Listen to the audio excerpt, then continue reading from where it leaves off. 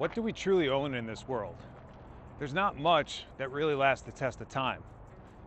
These houses around me, this trail, and even the road on the other side of this camera are all temporary things. The true things that we own in this life, that's where there's value. What are some of those things? Well, simple things. Things that people don't often value too highly. Simple things like your fingerprint. We're told it's unique, one of a kind, our DNA and our signature. All things that are pretty unique, special, and just typically ours. No one else has them.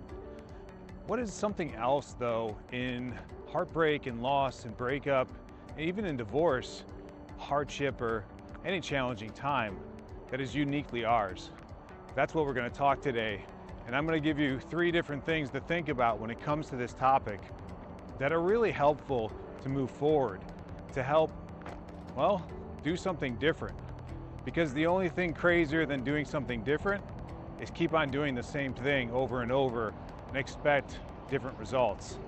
So today, we're going to talk about the one thing, the most powerful thing that not really anyone talks about, and that's your story. So your story, that holds all the power. It's what we tell ourselves after something good or bad. Hell, it's what we tell ourselves after just seeing something. We could see a person and tell ourselves a story. And that's not always, well, the healthiest thing. And so that's why we're going to talk about it today. Normally, people look at your story and they just let it play. Whatever's in your mind, it's an indication of your environment. See, that loss, that challenge, that fork in the road, you saw it as failure. You saw it as not succeeding. What that really was is a story that you're telling yourself. That's what you think is going to get you through. And here's the crazy thing. Often the stories we tell ourselves are the most powerful, but also the most negative things. So what kind of story are you telling yourself in this challenging time? Are you telling yourself that you're not worthy, you're not good enough? Well, that's not true.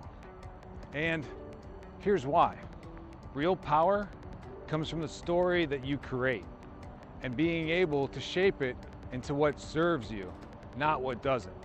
See, that loss and that failure, it wasn't a loss and a failure if you take it as an opportunity to learn. It was a moment to get better, to hone your skills, to move forward closer to the man that you've always wanted to be. Real power doesn't come from controlling every circumstance, every situation. It comes from being able to be resilient enough in that situation to be accepting of whatever happens and know you're going to be okay. Number 2, the meaning that you give your challenges defines what will happen next. If you look at every challenge like it is the worst thing, like your life is over, well then it's going to feel like that. If you look at it as an opportunity to learn and ask yourself, how can you get better?